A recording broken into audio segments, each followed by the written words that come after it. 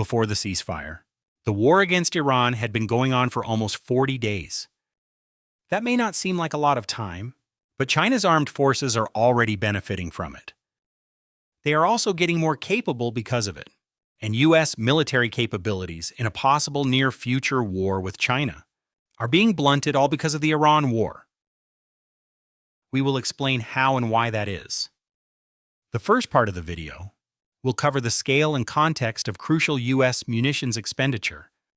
The second part will go over the even more important matter of intelligence gathered by China, so stay tuned. One could also talk about geopolitics and economics of it all, but this is not that video. Here we will focus on military benefits. Let's start with something fairly obvious to most. The U.S. has spent a not-so-insignificant number of high-end weapons in this war in Iran, and it might spend some more if the war continues. Stuff like advanced air defense and missile defense interceptors, which could come very handy if China, say, makes a move on Taiwan soon, and the U.S. has to decide if it's in a good enough position to defend Taiwan. Crucially, there are also offensive missiles used, like Tomahawks and Jasmine cruise missiles. Even new Prism ballistic missiles, a few thousand of all those have been used. Shrinking total U.S. inventories, given the currently planned production rates, all that is leaving a mark on near-future U.S. capabilities. More precisely, unnamed U.S. officials told the Washington Post that, for the Tomahawk cruise missiles alone, 850 were fired in the first 4 weeks. While the Tomahawk is an older design, lacking meaningful stealth features, it could still be used to oversaturate Chinese defenses. But now approximately a fifth of the entire current U.S. Tomahawk missile arsenal could be gone after production and usage are tallied over the years. There should be some 3,700 Tomahawks left, or even fewer if the U.S. continues to use them after the ceasefire. The Pentagon did recently drastically ramp up Tomahawk orders. Before, the plan for 2027 was just 58 orders. But the plan changed to 785 orders for the year. Orders don't equal deliveries. In 2025, Raytheon delivered 100 missiles to U.S. allies. It said it needs approximately 5 years to increase its production volume to 1,000 for U.S. and export combined. So 900 more Tomahawks to just compensate for Iran usage might take several years to get delivered. Another important weapon is the Jasmine cruise missile. It's more advanced than a Tomahawk and more compact, so even tactical fighter jets can launch it. It has a shorter range, but it's stealthier, better for penetrating Chinese defenses. And it appears the U.S. has not been stingy with their use either. Prior to the Iran war, just south of 100 were fired in all the operations combined. But according to Bloomberg sources, during just the first 4 weeks of Iran operations, over 1,000 more were used. If we believe the Bloomberg report data, the U.S. still has about 3,300 missiles, though Binkov's own estimate has a higher pre-war inventory, leading to 4,300 as a possible highest remaining missile estimate. Bloomberg also said that after 4 weeks, Pentagon decided to move approximately 2/3 of the entire Jasmine stock to either Central Command or Fairford Base in the UK, which suggests significant further usage of Jasmines. If the war continues, one can't know how many of the Jasmines used were older, shorter-ranged variants or the newer extended-range variants. If the war continues after the ceasefire, hundreds more may be used, which might result in the drop of the overall pre-war Jasmine stock by 1/3. Current missile output at Lockheed Martin seems to be around 700 per year, for the Pentagon alone with said figure planned to rise. So making up for the missiles used might not take more than 2 or so years. Still, 1,000 Jasmines fewer in a war with China is not a trivial matter. Then there are missile interceptors, like Standard Thought and Patriot missiles. There are very few news reports detailing their use, and they are used along with other countries' systems and stocks. Israel has plenty of their own missiles. UAE and Saudis have thought, and all other Middle East actors have like 3 dozen Patriot batteries combined, far more than the U.S. Army deployed in the theater. So, it's fairly likely that majority of Iranian ballistic missiles fired were not intercepted by U.S. missile stocks. That said, some news reports did say U.S. and allies are launching several interceptors per Iranian missile. So it's very hard to deduce just how many interceptors the Pentagon might have used. In June 2025, various news reports, citing unnamed Pentagon officials, said 100 to 150 third interceptors were fired during 11 days. It's possible that during these 40 days of war, at least that many were fired by the U.S. 10 days into the war. A report came that some of that interceptors were moved from South Korea to possibly Middle East, indicating more missiles needed than the existing 3 U.S. batteries in the theater. In addition to protecting Israel and U.S. forces in Israel, the U.S. has huge air bases in Jordan to protect.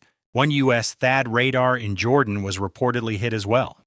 Out of 13 or so such U.S. radars in existence, while THAAD was little used prior to 2025, with possibly just several to dozens missiles used in anger, the June 2025 war used over 100, if further 150 have been used in 2026. It's possible that half of the entire U.S. third missile stocks has been fired to date, and with the current production rates, the shortfall might not be restored for years.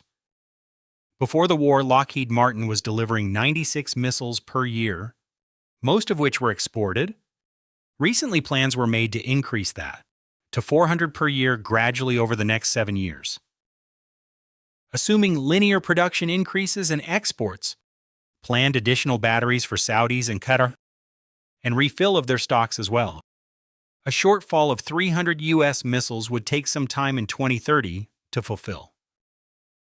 Patriot missile stocks are harder to estimate, a little under 23 of the latest MSC. Subvariant missiles were likely delivered to the DoD. Until today, there were, of course, at least 7,500 older PAC-3 missiles delivered to the DoD, as well. Iran war expenditure is likely, and some were handed over to Ukraine directly from U.S. stocks. But Patriot production is also quite high and set to expand further. The U.S. was ordering 200 in 2022, and that rose to 330 in 2026.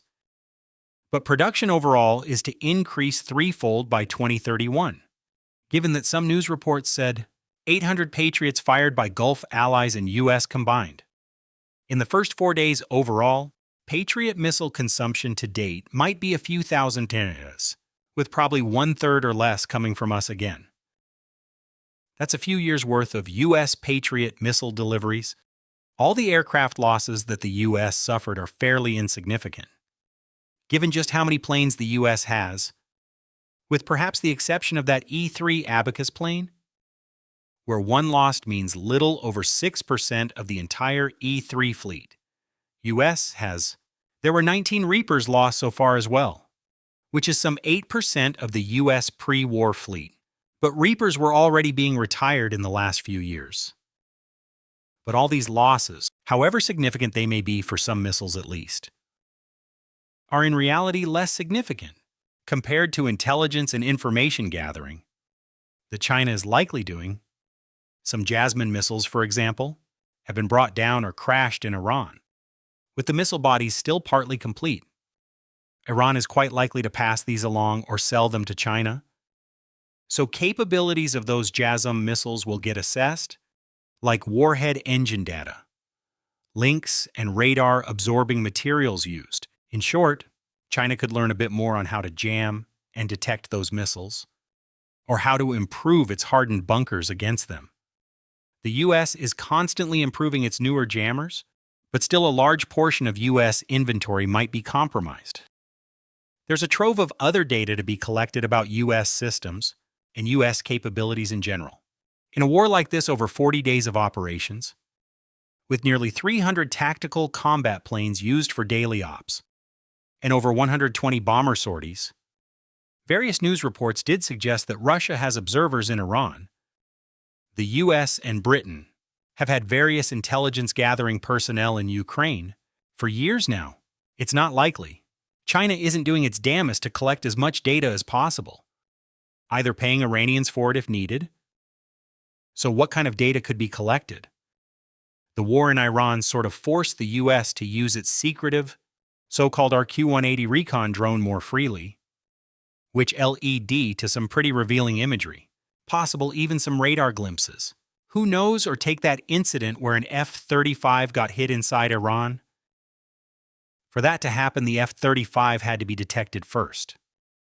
So conditions under which it was detected can now be analyzed and maybe reproduced, and it isn't just about that one hit. That's the most successful reported detection event. But with over 120 Israeli and US F-35s flying for 40 days, there have been a few thousand sorties of combat-configured F-35s with full stealth over Iran proper. Even if most of Iranian radars were destroyed early, there should still be many instances where an early detection radar might have caught a glimpse of an F-35.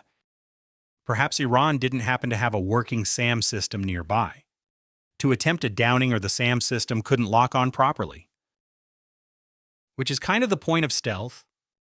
But with every use, especially deep inside enemy territory, one gives away stealth properties to the enemy little by little. What was the wavelength of the radar used? What sort of glimpse from what kind of angle and what sort of distance? When multiple such events add up, one gets to assemble a more and more complete image of F-35 stealth capability, and one can use that knowledge to try to make newer and better radars. Such data could have easily found its way to China by now.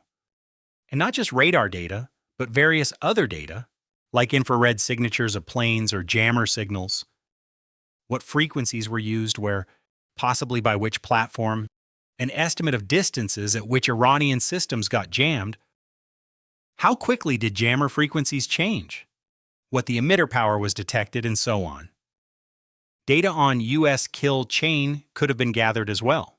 When tracking thousands of owned systems getting hit, one could notice a pattern emerging.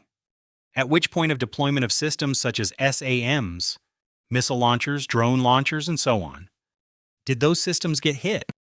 And how quickly after a significant event, like the system stopping or deploying sensors or missile tubes?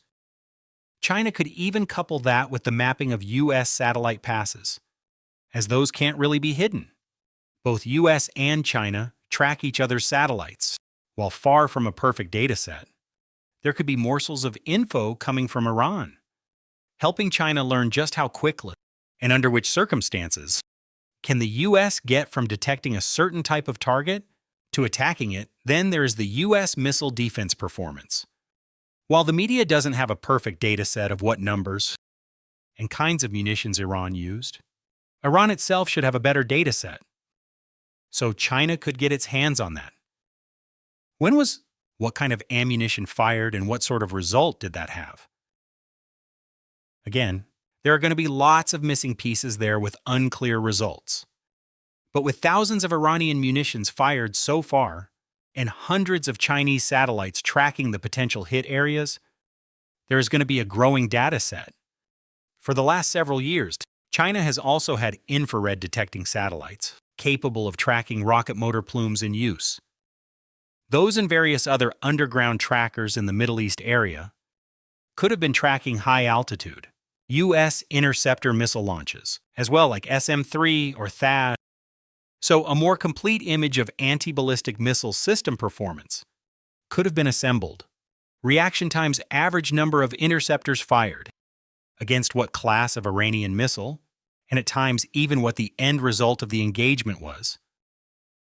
Again, a growing data set, allowing China to modify its own ballistic missile arsenal, so it can punch through U.S. defenses more efficiently. One can add to that the info on efficiency of U.S. protection jammers, trying to jam satellite navigation signals, which Iranian attack drones and missiles use to reach their targets. The U.S. is known to have used their own sensing satellites to track and assess GPS jammer emitters, and it is very likely China is doing the same in the Middle East. So in short, just like the U.S. collected a vast data set on Russian capabilities during the Ukraine war, China is likely collecting an ever-increasing and diverse data set on various U.S. capabilities. During the Iran war, and if the war continues, there's more opportunity for China to learn even more about U.S. capabilities. So theoretically, even within just a few years, China could rework their software and, in part, even their hardware and some designs on some of their missiles to better evade U.S. defenses, or rework their sensors to better detect U.S. missiles and aircraft, or to better organize, blunting the U.S. military target tracking and engagement process. All of that it could then use in the opening days and weeks of any possible future war with the U.S. and have an upper hand, so to say, in that regard during those opening moments, as the U.S. will start the same kind of learning process at similar volume only after such a war with China starts,